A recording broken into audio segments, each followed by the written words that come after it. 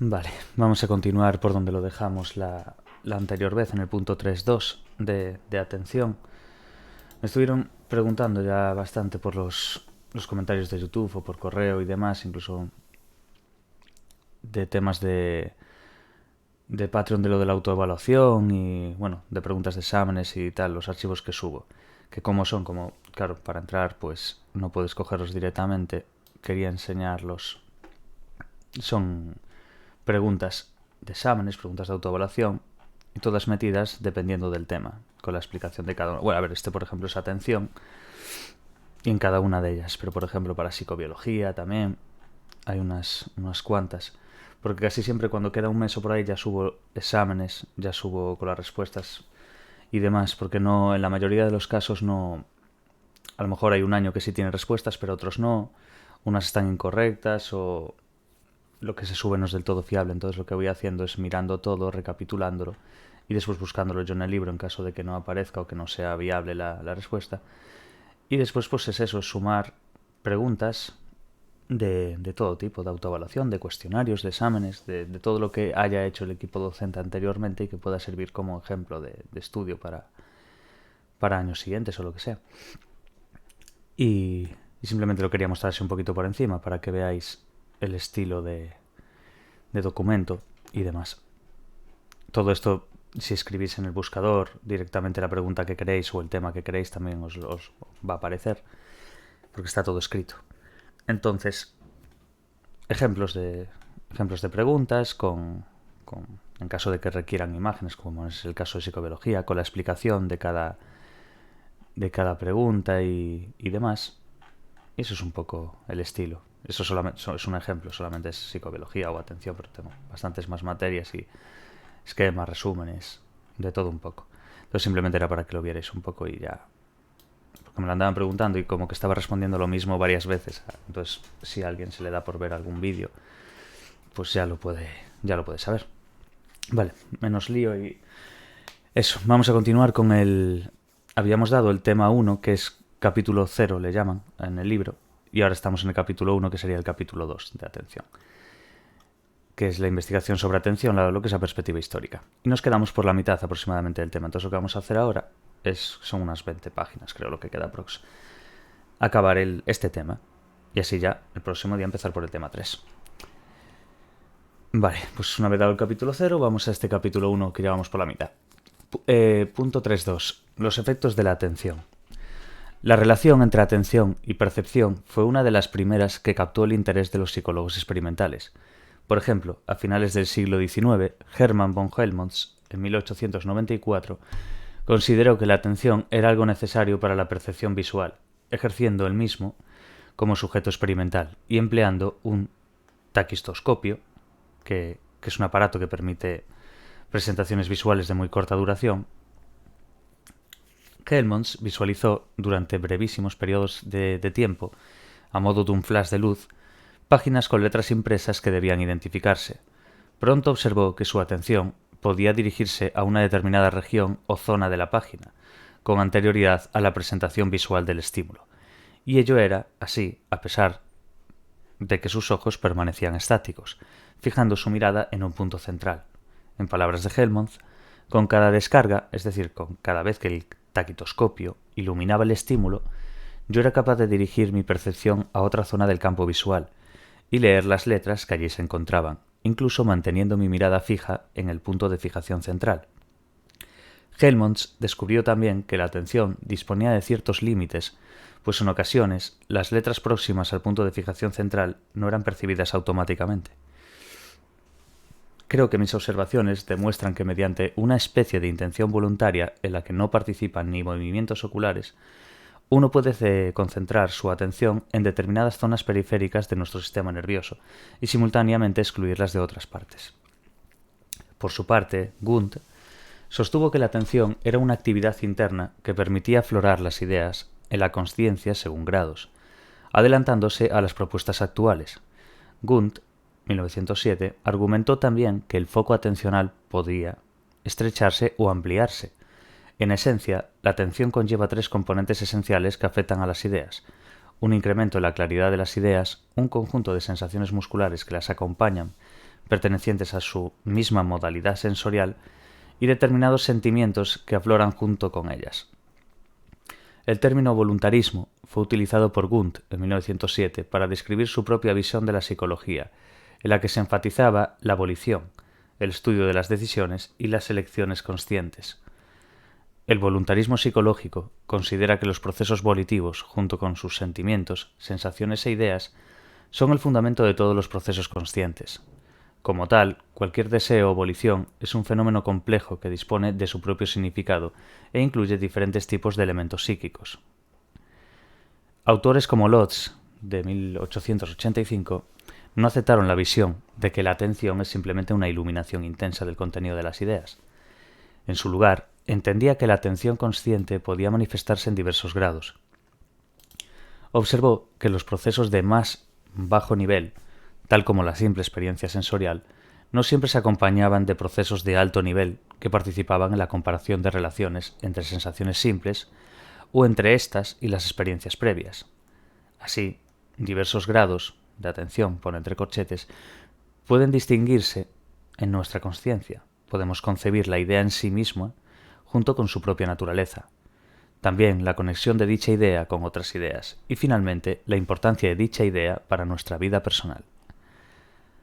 Por su parte, otros estudios descubrieron que las condiciones de un acto de atención debían ser localizadas tanto en la tarea a realizar como en la disposición de respuesta del individuo. Como su nombre indica, la disposición atencional se refiere a la configuración de una tendencia o actitud a responder ante un estímulo de una determinada manera. Por ejemplo, una de las investigaciones previas que observó este tipo de disposición hacia la tarea fue la de Kulp, en 1904, quien presentó brevemente sílabas sin sentido de diferentes colores. A los observadores se les pedía identificar las sílabas mostradas, los colores o sus posiciones.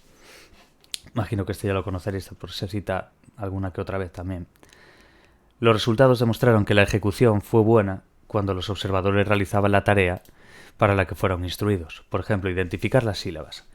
Pero el rendimiento disminuyó si, con posterioridad a la tarea, se les requería decir los colores que habían visto. Sin lugar a dudas, la visión de William James sobre la atención es una de las más conocidas en psicología y, por ende, una de las más frecuentemente citadas. Quedémonos con eso bien. La atención consiste en que la mente toma posesión, de manera clara y lúcida, de uno de varios objetos o cadenas de pensamiento que aparecen simultáneamente. La focalización y la concentración de la consciencia constituyen su esencia. Implica dejar a un lado algunas cosas con el fin de abordar otras eficazmente. La mención de James a la claridad de la atención es contemplada por otros autores como el aspecto más relevante de este mecanismo psicológico. Por ejemplo, Titchener insistió en esta cuestión al afirmar que el problema de la atención debe centrarse en la claridad sensorial, para seguidamente atribuir a Wundt el origen de esta propuesta. Y así, tal como vinculamos el nombre de Helmholtz con la doctrina de la cualidad sensorial y el de Fechner con la intensidad sensorial, debemos vincular el de Wundt con la doctrina de la atención, que tal como la considero, tiene que ver con la claridad sensorial. En la misma línea de Titchener, el mismo Pillsbury afirmó que la esencia de la atención, entendida como un proceso consciente, es un aumento en la claridad de una idea o conjunto de ideas a expensas de otras. Entender la atención como un mecanismo que incrementa la claridad de las ideas obligó a los investigadores a preguntarse sobre las formas en que se obtiene dicho incremento. En esta línea, algunos favorecieron la idea de que el incremento de claridad se ocasionaba de forma directa, por ejemplo Mach y Stumpf. Para otros, el incremento era indirecto, pues se ocasionaba por la inhibición de aquellas sensaciones a las que no se atendía. Tal como es descrito por Titchener, para dilucidar esta cuestión, Mach y Stumpf decidieron escuchar juntos un armonio para comprobar si prestar atención a un tono componente de un acorde posibilitaba percibirlo con más intensidad. Lamentablemente, Mach concluyó que sí ocurría, mientras que Stumpf indicó que no. El debate acerca de si la atención incrementaba la claridad de los eventos atendidos o disminuía la claridad de lo no atendido se anticipaba a los argumentos de la psicología contemporánea, respecto a si atender implica la actuación de mecanismos excitatorios selectivos o bien de mecanismos inhibitorios. El capítulo sobre atención e inhibición retomará estas cuestiones. Vamos a ver un poquillo por encima este tema de Stumpf, y lo que describió Titchener y demás, y sobre todo de Wundt. Entonces, de la cita de James expuesta anteriormente, se deduce que la claridad es la característica más relevante de la atención, tanto como para afirmar que mi experiencia consciente está constituida por aquello a lo que atiendo, escrito por William James. Esta última cita perfila una visión selectiva de la atención, importante eso, acorde con la perspectiva funcionalista adoptada por James. Son estos aspectos selectivos de la atención los que han sido resaltados por algunos otros autores.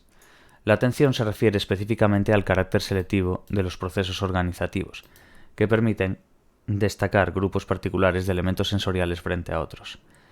Y es precisamente esta dimensión funcional selectiva de la atención la que ha sido destacada y analizada en la mayor parte de la investigación contemporánea durante los últimos 50 años, relegando a un segundo plano el tema de la experiencia consciente, a pesar del renovado interés actual. James consideró que la atención podía clasificarse de diferentes formas. Importante esta parte. Quedémonos con esto, con William James, que consideró que la atención podía clasificarse en diferentes formas. La atención puede dirigirse a los estímulos sensoriales, lo que sería la atención sensorial, o a las ideas o representaciones mentales del objeto, lo que sería la atención intelectual. Quedémonos con esa diferencia entre atención sensorial y atención intelectual. La atención puede dirigirse a unos estímulos sensoriales o a unas ideas o unas representaciones mentales del objeto. Actúa de forma inmediata o demorada. La atención es pasiva o activa. Pasiva, y pone refleja, involuntaria, sin esfuerzo, tal, o activa y voluntaria. La primera disociación implica que la atención puede dirigirse tanto a estímulos presentes físicamente como a otros que no lo están, representaciones mentales. La segunda sugiere que la atención puede retirarse de un evento actualmente atendido para dirigirse a otro. La tercera disociación apunta a una distinción muy extendida en la actualidad, que distingue entre un control exógeno, la atención es captada automáticamente por un evento externo, y el control endógeno, la atención se dirige intencionalmente hacia un estímulo. Además, conforme a James, los efectos inmediatos de la atención nos permite percibir, comprender, distinguir, recordar y acortar nuestros tiempos de reacción. Percibir, comprender y distinguir contribuirían a nuestras percepciones inmediatas. Lo que es percibir, comprender y distinguir sería lo inmediato. No en vano, ya hemos analizado las relaciones entre atención y percepción, que han generado gran parte de la investigación contemporánea. El recuerdo entra en juego cuando las acciones se demoran por un tiempo, después de que la información del estímulo relevante que las evoca haya sido mostrada. Una vez que ha sido atendido un objeto, permanecerá en la memoria, mientras que otro no haya sido atendido, no dejará ningún rastro. El mismo Pillsbury ha sido incluso más explícito sobre la importancia de la atención en la memoria al afirmar que la retención depende del grado de atención prestada durante el aprendizaje. El recuerdo es siempre dirigido por la atención, y el reconocimiento se ve influido por la atención tanto en su rapidez como en la corrección. Aunque numerosos estudios contemporáneos sobre atención se han centrado en la percepción, no es menos cierto, como Pillsbury advirtió, que no existe acto atencional que no incorpore algún proceso motor. Las respuestas motoras pueden incluir una orientación tanto voluntaria como involuntaria hacia la fuente de estimulación, así como otras acciones manifiestas. En este sentido, James coincide con Pillsbury al admitir que el ajuste del organismo y una preparación ideomotora, o prepercepción, están implicadas en todo acto atencional. Quedemos bien también con esto. En este sentido, James coincide con Pillsbury, admitiendo que el ajuste del organismo y una preparación ideomotora o prepercepción están implicadas en todo acto atencional. Vamos a entender lo de ideomotor simplemente con un pequeño apartado que nos ponen en el libro. Dice, de forma genérica, el concepto ideomotor se refiere a la ejecución de movimientos motores como consecuencia de expectativas o conocimientos previos. Por ejemplo, si tenemos expectativas de que nos lancen un determinado objeto, disponemos las manos de una determinada forma para detenerlo. Se asume por diversos teóricos que, en ocasiones, dichos actos ideomotores se ejecutan inconscientemente. Vale, quedémonos bien con ese concepto. Y básicamente que James y que Pillsbury coinciden en eso, en admitir este tema.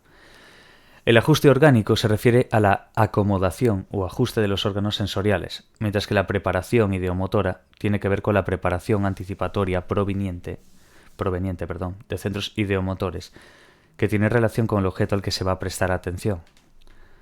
Poco a poco se introdujo la idea de que los vínculos existentes entre los movimientos y las representaciones mentales eran bidireccionales, tal que las representaciones mentales podía causar directamente el movimiento. A esta propuesta se le denominó acción ideomotora, término utilizado por Carpenter en 1852 para explicar, por ejemplo, el efecto de la sugestión sobre el movimiento muscular que actúa en un plano inconsciente. Carpenter estuvo interesado originalmente en el fenómeno de la radiestesia, en el que, como se sabe, una horquilla o péndulo parece ser atraído hacia la superficie terrestre, inducido por la presencia de agua subterránea, algo atribuido a fuerzas desconocidas e incluso sobrenaturales. Para Carpenter eran las ideas, expectativas y pensamientos del radiestesista, en este caso, las que influían inconscientemente sobre el sistema motor, ocasionando, de esta forma, los movimientos de la mano que desplazan el péndulo. Retomando estas ideas, James fue un apasionado defensor de la teoría ideomotora de la acción. La cuestión es la siguiente.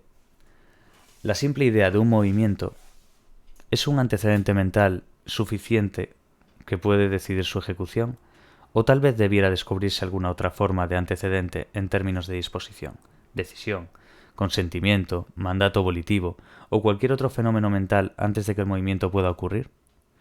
La contestación de James es que la simple idea del movimiento a veces es suficiente para ya ejecutar el movimiento en sí mismo, mientras que otras veces no lo es.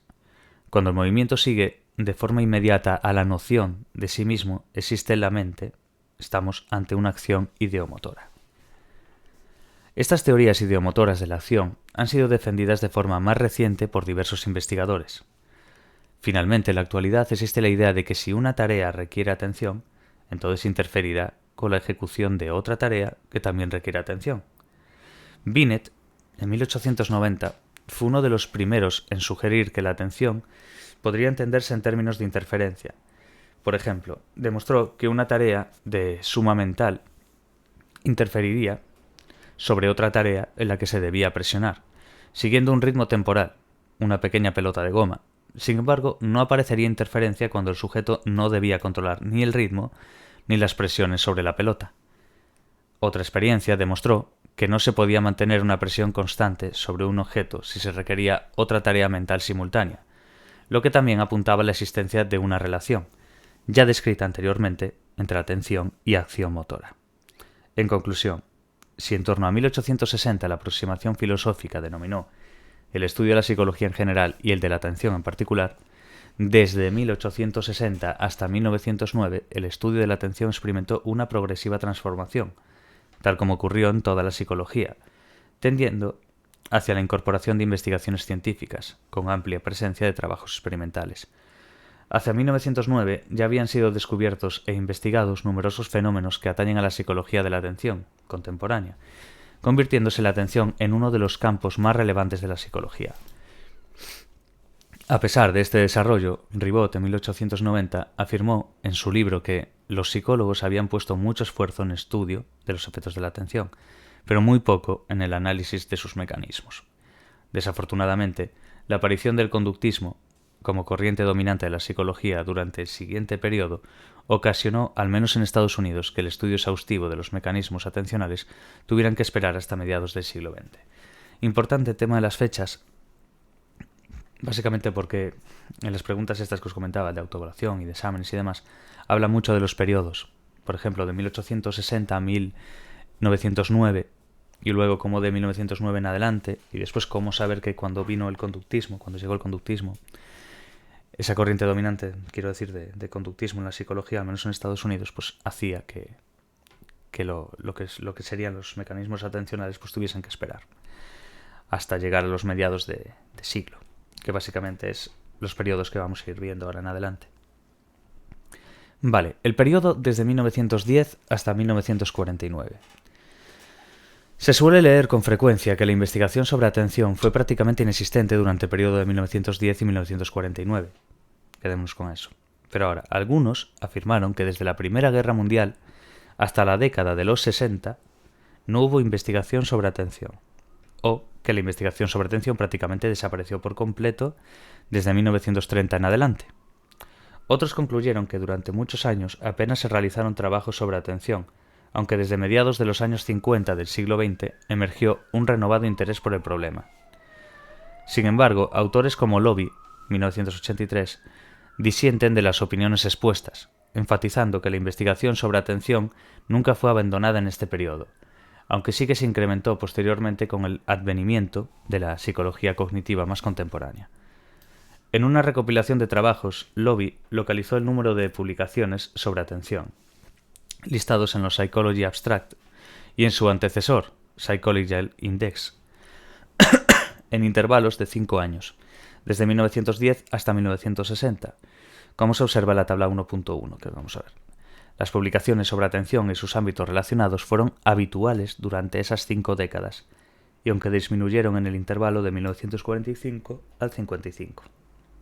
Se realizaron todavía numerosos estudios. En definitiva, creo que tenemos que quedar bien, la investigación sobre el mecanismo atencional no solo no llegó a desaparecer, sino que los trabajos realizados durante este periodo actuaron a modo de puente entre la investigación anterior, a 1910, y los actuales estudios contemporáneos. Vamos, que no solo no llegó a desaparecer, sino que hizo de puente entre 1910 y lo que sería lo anterior a 1910 y lo que serían los estudios contemporáneos actuales. Entonces, Lobby lo justifica indicando que algunos investigadores, por ejemplo Dallenbach y otros, optaron por seguir la herencia de las ideas expuestas por Titchener, mientras que otros realizaron trabajos estrechamente vinculados con los que posteriormente realizó Broadbent, quien fue el causante del renovado interés por el estudio de la atención en los años 50. Importante quedarse con eso. Broadbent, que fue el causante del renovado interés por el estudio de la atención en los años 50. Probablemente una de las aportaciones más destacadas sobre atención durante este periodo sea la de Jersild, quien publicó su clásica monografía Mental Set and Shift. En palabras de Jersild, una disposición mental, el mental set de que estamos hablando, es ante todo una actividad de la consciencia. El mismo estímulo puede evocar una multiplicidad de respuestas dependiendo del contexto de aparición. El texto de Jersild expone una serie de experimentos en los que, utilizando listas constituidas por 25 números, los sujetos debían o bien realizar una única tarea, sumar 6 a cada número, o 2 tareas diferentes de forma alternativa, sumar 6 a un dígito, restar 3 al siguiente. Los resultados mostraron que el tiempo que ocupó esta última condición de tarea múltiple fue mucho mayor que el ocupado en el de la tarea única.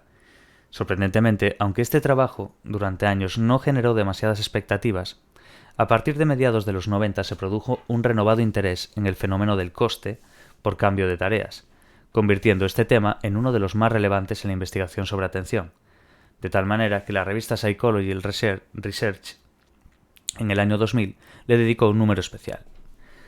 En el correspondiente capítulo dedicado a desempeño con tareas múltiples se expondrá este fenómeno de forma exhaustiva. Otra aportación de gran relevancia durante este periodo fue el descubrimiento del denominado periodo refractario psicológico. En aquella época se creía que la estimulación de una neurona era seguida por una fase refractaria, durante la cual la neurona era mucho menos sensible a nueva estimulación.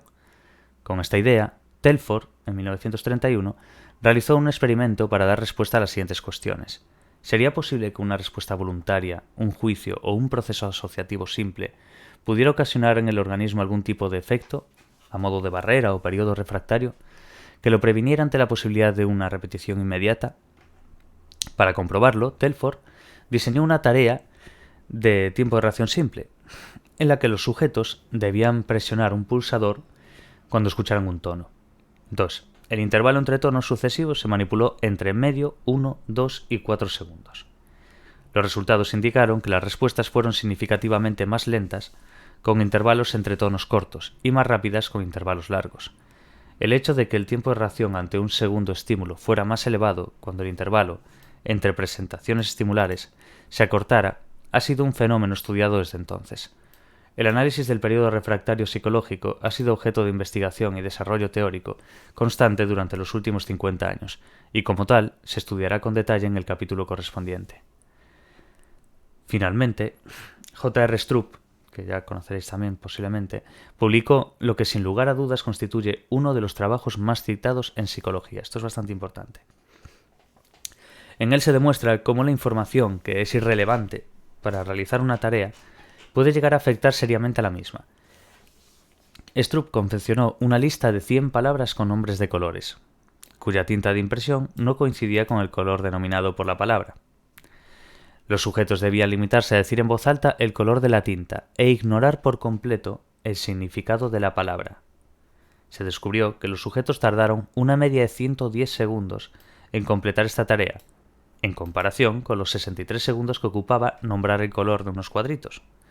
Es decir, la presencia de información conflictiva en una palabra, color de la tinta distinto al color detonado por la palabra, esa es la diferencia. Imagino que ya habréis visto más de una vez estos casos, aparecen hasta en documentales, en todo.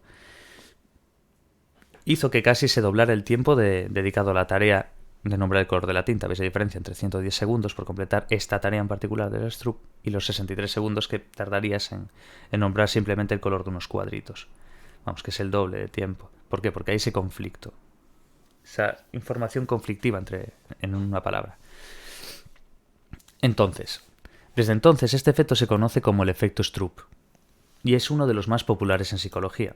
Curiosamente, se observó que la tarea inversa de leer la palabra e ignorar el color de la tinta de impresión no se vio afectado por la presencia de incongruencias. En estos casos, el tiempo empleado en leer las 100 palabras fue de 43 segundos, muy semejante a los 41 segundos que se empleó en leer las mismas palabras impresas en tinta negra. En definitiva, se puso de manifiesto que la interferencia Stroop era asimétrica. El significado de la palabra interfería sobre la denominación del color de la tinta, pero el color de la tinta no afectaba la lectura de la palabra. Quedaos bien con esto. Esto es muy importante. Para entender bien, es como la moraleja de todo esto, del efecto Stroop. Entonces, lo que se puso de manifiesto es que la interferencia Stroop era asimétrica, ese concepto, asimetría. El significado de la palabra interfería sobre la denominación del color de la tinta. Pero el rollo es que el color de la tinta no afectaba a la lectura de la palabra. Lo que interfería, en este caso el significado de la palabra, interfería sobre lo que sería la denominación del color de la tinta. Pero el color de la tinta no afectaba a la lectura de la palabra. Vale. Esto es un ejemplo, versión monocroma de la tarea Stroop. Vale. La tarea Stroop se ha convertido en una de las técnicas más utilizadas para evaluar una extensa colección de temas atencionales. Por esta razón, cuando el artículo original de Stroop se reimprimió en 1992, algunos se refirieron a la tarea de Stroop como el patrón oro, el gold standard, vamos, en inglés, de las medidas atencionales. Y se advirtió también como el número de citas del artículo original se incrementó sustancialmente en el periodo comprendido entre 1974 y 1990, pasando de 25 en el 74 hasta 80 en el 90. En definitiva, el efecto Stroop sigue desempeñando un papel clave en la comprensión de la atención. En conclusión, aunque durante este periodo la investigación sobre atención fue menor que la realizada en décadas precedentes, en él se lograron importantes descubrimientos que han gozado de una enorme repercusión posterior. De hecho, varias teorías actuales sobre atención pretenden explicar los costes que conlleva cambiar entre diferentes tareas, los efectos causados por la información irrelevante en una tarea Stroop u otras tareas análogas, o la naturaleza del periodo refractario psicológico durante la ejecución de tareas simultáneas. Fenómenos, todos ellos descubiertos en este periodo y que serán expuestos en temas posteriores. Ahora vamos a ir con el periodo de lo que sería la mitad del siglo hasta 1974. Vamos, de 1950 al 74. Vamos a dar un sorbito de agua antes de que me quede aquí. Vale. Punto 5. El periodo desde 1950 hasta 1974. El aspecto más destacado de este periodo de la psicología fue el interés por estudiar la cognición humana desde el marco teórico del procesamiento de la información. A este resurgimiento se le denomina revolución cognitiva y tiene sus orígenes tanto en el desarrollo de la teoría de la información como en la característica de los llamados estadios o fases de procesamiento, tal como expondremos en el siguiente capítulo. En el ámbito de la atención, la investigación estuvo marcada por una confluencia entre la teorización básica y su materialización en contextos aplicados. Un ejemplo de esta confluencia lo constituyen los trabajos realizados sobre mantenimiento de la vigilancia, cuyo interés perduró a lo largo del resto del siglo XX. Estos trabajos tuvieron su origen a partir de las observaciones realizadas sobre operadores de radar durante la Segunda Guerra Mundial, que estaban obligados a detectar en sus pantallas señales que aparecían muy infrecuentemente. Situaciones análogas se reproducían también en entornos industriales, donde un operario estaba obligado a supervisar y controlar una tarea con el fin de detectar eventos que ocurrían esporádicamente. Este interés por la vigilancia se trasladó al laboratorio experimental. El ejemplo más conocido es el de McWorth, quien diseñó una prueba denominada test del reloj para evaluar la atención en una tarea de vigilancia. En esta prueba, una aguja se movía en pasos de 12 minutos de arco por segundo, pero ocasionalmente se producía un doble salto. Vamos, la aguja se movía en un paso de 24, el doble de 12. 24 minutos de arco. Entonces, la tarea del sujeto consistía en pulsar un botón cada vez que se percatase de esa existencia de este doble salto que estamos comentando. Entonces, los resultados mostraron que la proporción de dobles saltos detectados disminuyó bruscamente después de la primera media hora. A este fenómeno se le ha denominado decremento de la vigilancia, concepto muy importante. Vamos, que él tenía que darle al botón, por así decir, cuando viese o se percatase, vamos, de la existencia de ese doble salto, de ese 12 que pasó a 24 minutos. Pues eso. Y lo que sacaron en conclusión, vamos, en los resultados y demás, de esos dobles saltos que iban detectando, se vio que disminuyó esa detención, por así decir, bruscamente después de la primera media hora. ¿Qué significa esto? Bueno, vamos a ver después, pero bueno, esto básicamente se llama decremento de la vigilancia. Y el interés por explorarlo científicamente perdura desde el trabajo original de McWorth. Colin Cherry, en 1953, llevó a cabo uno de los trabajos experimentales más trascendentes de este periodo. Estudió los mecanismos de atención selectiva, o como él lo denominó, el fenómeno de la cocktail party, muy importante también. Cherry estaba interesado en conocer cómo se producía la selección de una voz a la que atendemos entre otras varias, situación análoga a la que sucede en una fiesta donde somos capaces de seleccionar la voz de nuestro interlocutor entre otras muchas.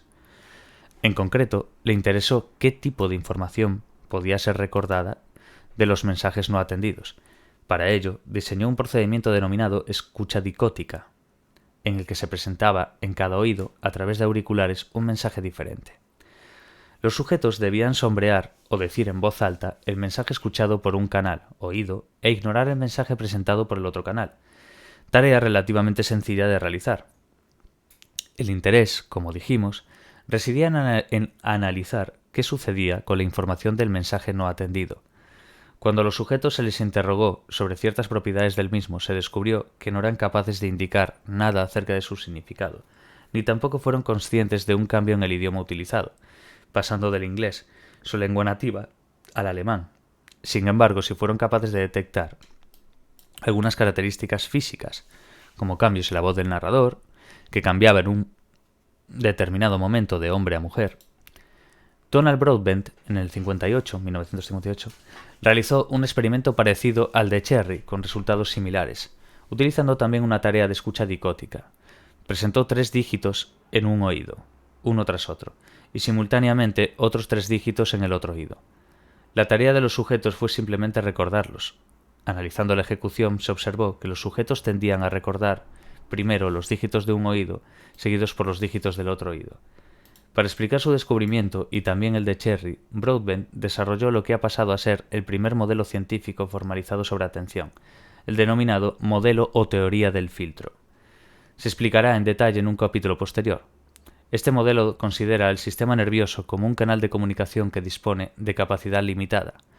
Conforme a esta propuesta, toda la información recibida del medio se mantiene en un almacén temporal previo, de naturaleza preatencional, que es bloqueado por un filtro selectivo, lo que es el cuello de botella, el bottleneck.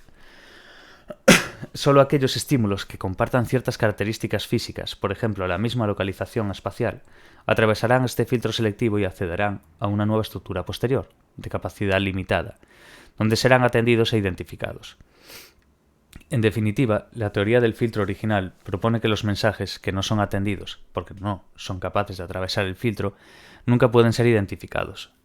Lamentablemente, algunos resultados obtenidos en diversos estudios posteriores comenzaron a poner en entredicho la existencia de un filtro rígido, tal como lo concebía Broadbent, demostrando que bajo determinadas condiciones los mensajes del oído no atendido podían atravesar el filtro y ser procesados más allá del simple nivel físico. En esta línea, una investigadora, Anne Treisman, 1960, reformuló la teoría del filtro rígido de Broadbent, proponiendo en su lugar la denominada teoría del filtro atenuado. Importante. Esta propuesta entiende que la selección previa o temprana de la información que ejerce el filtro sigue siendo anterior a la identificación del estímulo. Pero ahora, la misión del filtro no es bloquear por completo el canal no atendido, sino simplemente atenuarlo. En consecuencia, si determinada información del canal no atendido supera el umbral de atenuación impuesto por el filtro, puede llegar a atravesarlo, y en consecuencia ser identificada. Esto acontece, por ejemplo, cuando los sujetos durante la escucha dicótica son capaces de identificar en el mensaje no atendido la pronunciación de su nombre o detectar un evento cuya presentación se espera. Por su parte, Deutsch y Deutsch, en 1963, adoptaron una visión diferente a los modelos de filtro. Propusieron que la información del canal no atendido siempre era identificada y que el cuello de botella, el bottleneck, impuesto por la selección de la información, ocurría en fases del procesamiento mucho más tardías o posteriores a lo que defendían teóricos como Broadbent. Esta nueva perspectiva dio origen a las denominadas teorías de la selección tardía, en contraposición a las del filtro, rígido y atenuado, que fueron denominadas teorías de la selección temprana. En definitiva, la cuestión clave en este debate temprano-tardío, que expondremos en capítulos posteriores, reside en saber cuándo se identifica semánticamente la información, tal como expondremos a lo largo de este libro. El debate continúa en la actualidad y, a pesar de que ambas aproximaciones cuentan con evidencias convincentes, algunos autores han propuesto que existe un sesgo favorable a las teorías de la selección temprana atenuada, como habíamos visto. Quedémonos bien con esta parte. A inicio de los años 70 se produjo un cambio importante en el estudio de la atención, propiciado por la introducción de tareas visuales en detrimento de las tareas auditivas empleadas en los años previos. En este contexto surge una nueva aproximación que goza de gran popularidad y que considera la atención como un recurso genérico limitado del que depende la ejecución de diversos procesos y tareas, el modelo de Kahneman. Sin duda, es el más representativo entre todos los modelos de recursos unitarios o capacidad unitaria. Este modelo considera la atención como un recurso genérico, a modo de energía, que puede distribuirse entre distintas tareas y en diversas cantidades. El suministro disponible de este recurso varía en función de la activación o arousal. Importante esto. La arousal. Genéricamente la arousal hace referencia al nivel de activación general que exhibe el organismo en un momento determinado. Oscila desde un extremo de coma o sueño profundo hasta otro de excitación máxima. Representa un mecanismo atencional básico que determina la eficacia de otros mecanismos atencionales y de la capacidad cognitiva general. Básicamente es lo que es la activación en sí mismo en general que tiene un organismo. Entonces, nos quedamos bien con ese concepto, es muy importante. Este hombre es bastante interesante. Entonces esto, el suministro disponible de este recurso varía en función de la activación o arousal del organismo, así como de las demandas de la tarea. Si las demandas exigidas por varias tareas exceden al suministro energético del organismo, se deberán adoptar decisiones estratégicas para dilucidar qué tareas o procesos tienen prioridad durante la asignación del recurso. Estos modelos de recurso único propiciaron el auge de la técnica de doble tarea y sus medidas derivadas, tales como las curvas POC, Performance Operating Characteristic, o las medidas de carga mental, empleando tareas secundarias, tal como se expondrá en los temas correspondientes. La idea subyacente de estos modelos es que una tarea interferirá sobre otra simultánea cuando los recursos sean limitados y las tareas compitan por conseguirlos. Para finalizar, debemos apuntar que a inicios de los años 70 comenzaron a publicarse los primeros experimentos con humanos en los que se utilizaron técnicas psicofisiológicas para estudiar la atención. Por ejemplo, Hillard, Hinks, Sweng y Picton en 1973. Estos estudios emplearon técnicas de potenciales evocados, concepto importante, que mediante la colocación de electrodos en el cuero cabelludo permitieron vincular la actividad cerebral con el procesamiento de un estímulo.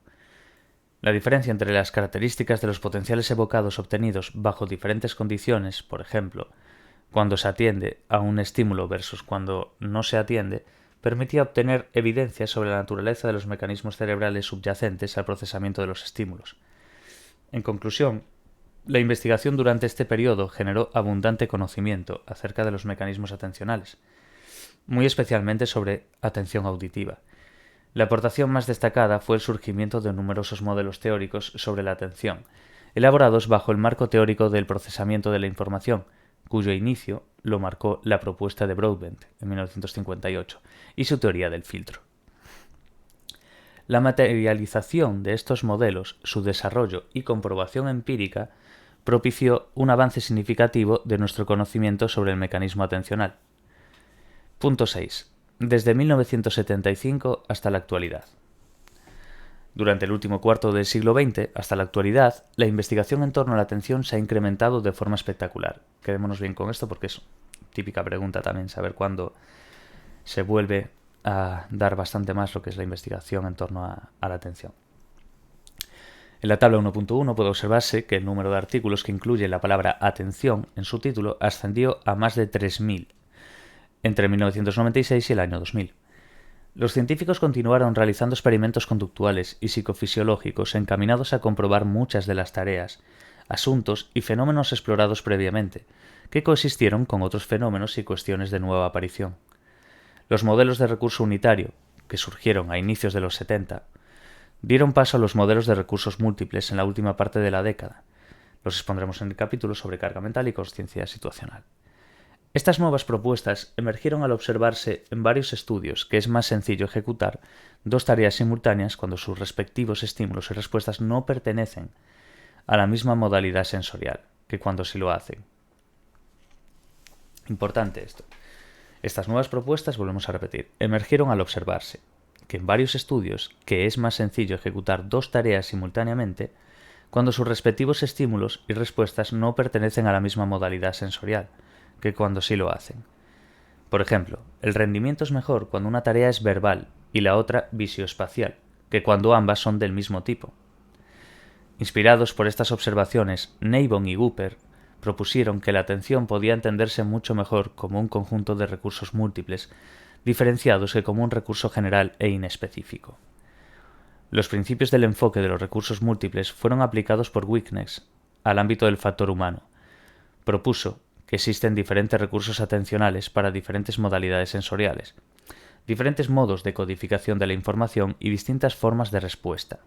Por consiguiente, si realizamos varias tareas a la vez, el rendimiento es mejor que si las tareas utilizan diferentes modos de correspondencia input-output, que se utilizan del mismo modo.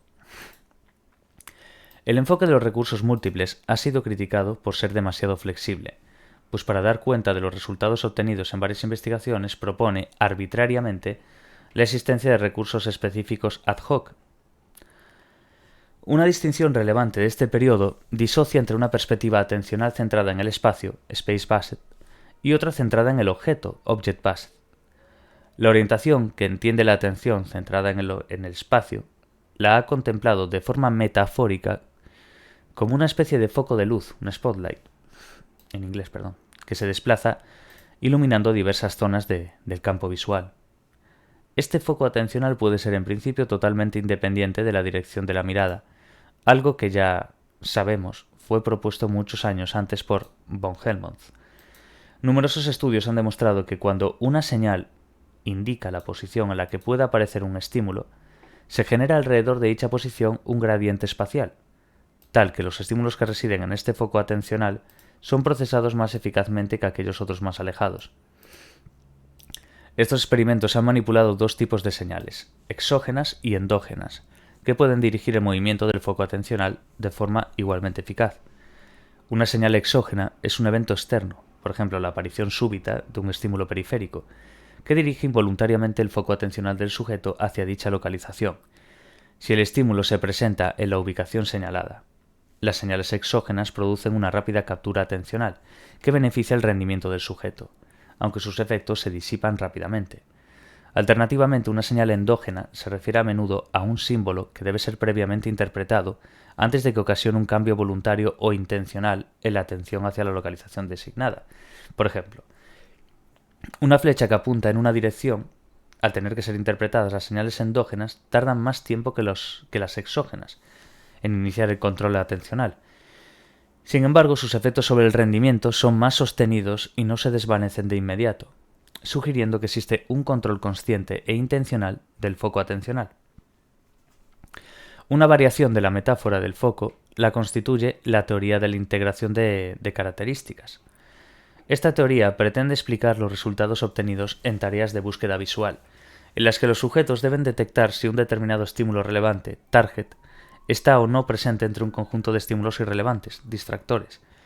En una primera etapa preatencional, esta teoría considera que las características definitorias de un estímulo, color, orientación, forma, son codificadas en paralelo, simultáneamente, en una especie de mapa de características. Así, localizar un target que se distingue de los distractores por una única característica puede llevarse a cabo simplemente recurriendo a este estadio preatencional.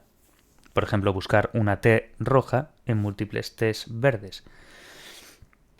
Sin embargo, otras tareas más complejas necesitarán la participación de la atención focalizada, que se dirigirá a una zona específica y permitirá la combinación de las características aisladas allí presentes en objetos significativos. Por ejemplo, localizar un target que se distingue de los distractores por una combinación de las características exige la participación de la atención focalizada. Por ejemplo, buscar esa T roja en múltiples Hs rojas y Ts verdes. Por este motivo, el rendimiento en estas últimas tareas se ve perjudicado conforme aumenta el número de distractores, pues estos deben ser ignorados según la atención se desplaza a lo largo del espacio para localizar el target. La perspectiva alternativa a estas teorías y modelos basados en el espacio defiende que son los propios objetos las unidades primarias sobre los que opera la atención. Estos modelos Object-Based fueron propiciados al demostrarse que el procesamiento se dificultaba cuando la atención se dirigía hacia dos objetos diferentes bajo condiciones en las que los factores espaciales estaban totalmente equiparados. Tal vez el modelo centrado en el objeto más conocido sea el de Duncan y Humphreys. En este modelo, importante ahora, en un primer estadio selectivo se genera una representación visual de la escena que es segmentada en unidades semejantes a objetos significativos, Object-like Units. Este estadio de agrupamiento perceptivo opera en paralelo a lo largo de todo el campo visual. En una fase posterior se produce una interacción competitiva entre inputs provenientes de estas unidades segmentadas que se dirigen selectivamente hacia la consciencia para facilitar la acción. Esta fase competitiva supone ponderar dichos inputs diferencialmente dependiendo del grado de adecuación con la tarea que se está ejecutando. Los estudios de priming, que después veremos como técnicas de priming positivo y priming negativo, han proliferado también durante estos últimos años en el ámbito de la atención. En ellos, un estímulo previo, prime o preparador, precede a otro estímulo posterior, ante el que el sujeto debe responder, proof o objetivo. El prime puede ser idéntico al proof, al objetivo, o diferir en algunos de sus atributos. Se han analizado dos efectos de priming. El primero es el efecto de priming positivo, que estábamos citando anteriormente cuando os dije positivo y negativo. El primero es un efecto de priming positivo, o facilitación automática, importante esto, que surge no solo cuando prime y proof son idénticos. Quedemos bien con eso. No solamente cuando son idénticos, sino también en situaciones en que son diferentes. Por ejemplo, presentar durante 20 milisegundos un dibujo facilitará su reconocimiento en una tarea posterior, en comparación con otros dibujos que no hayan sido previamente presentados. Ahí perfecto. El segundo tipo de priming, el negativo, ha despertado un enorme interés entre los investigadores. En una tarea de este tipo, los sujetos responden a secuencias de pares de ensayos. Ensayo prime sería el primer ensayo presentado y ensayo proof se presenta a continuación. Tanto en ensayos prime como en ensayos proof aparece un estímulo que debe ser atendido y otro que debe ser ignorado. El efecto del priming negativo se refiere a una ralentización de la respuesta en el ensayo proof, cuando el estímulo que tenía que ser ignorado en el ensayo prime precedente es ahora el estímulo relevante al que se debe atender. Aunque en la actualidad continúa la controversia, como veremos detalladamente más adelante, se suele considerar que este fenómeno es atribuido a la puesta en marcha de mecanismos inhibitorios en el ensayo prime que perduran y afectan al rendimiento en el ensayo proof. Otra perspectiva que ha gozado de enorme popularidad durante este periodo es la de la selección para la acción, defendida originalmente por Newman y Allport. Importante esta, la selección para la acción. Propone que las limitaciones atencionales no deben atribuirse a la presencia de un mecanismo de capacidad limitada, Broadbent, o de recursos limitados, como decía Kahneman. En su lugar, estas limitaciones son debidas a la necesidad de coordinar la acción para asegurar que la información del estímulo controle la respuesta adecuada. Por ejemplo, un modelo aplicado es el EPIC, Executive Process Interactive Control, de Meyers y Quieras, que nos aclara aquí, que intenta explicar las limitaciones de las personas para realizar varias tareas a la vez en términos de deficiencias estratégicas, en lugar de en términos de limitaciones estructurales de capacidad. Durante este periodo reciente de investigación se ha dedicado también un gran esfuerzo a aportar evidencia neuropsicológica sobre los mecanismos cerebrales que subyacen en la atención. La neurociencia cognitiva, una de cuyas áreas es la dedicada a la atención, ha experimentado grandes avances debidos al desarrollo continuado de las técnicas de registro cerebral.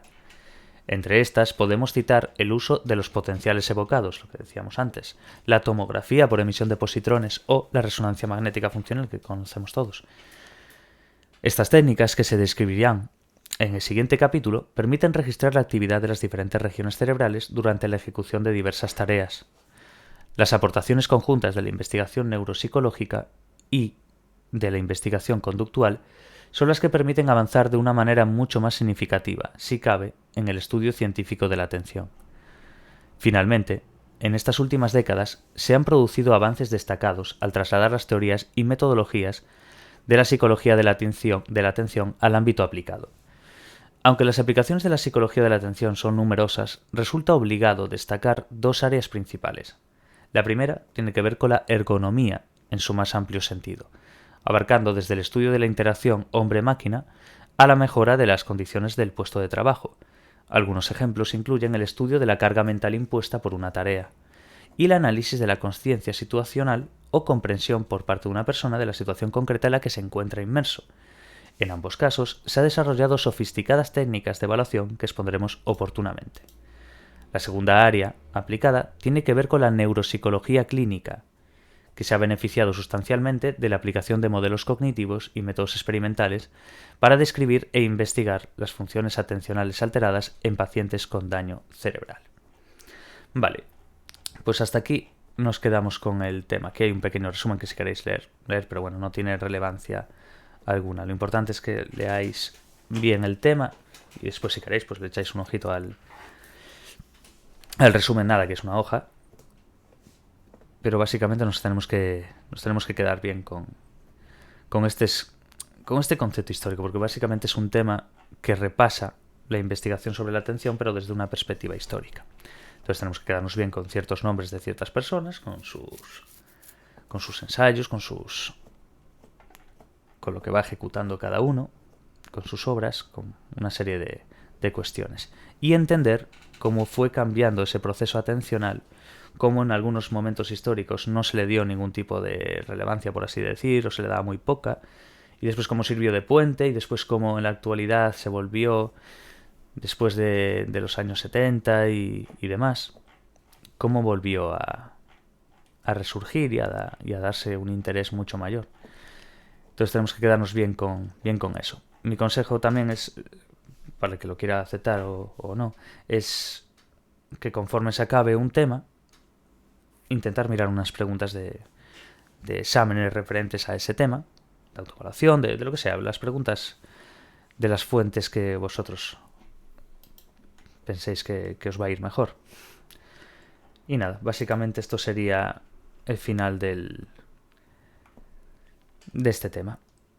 Luego en el siguiente vídeo ya nos meteríamos en el capítulo 2, que es el tema 3 realmente, puesto que esto empieza en el capítulo 0, que ya es el estudio de la atención desde el procesamiento de la información.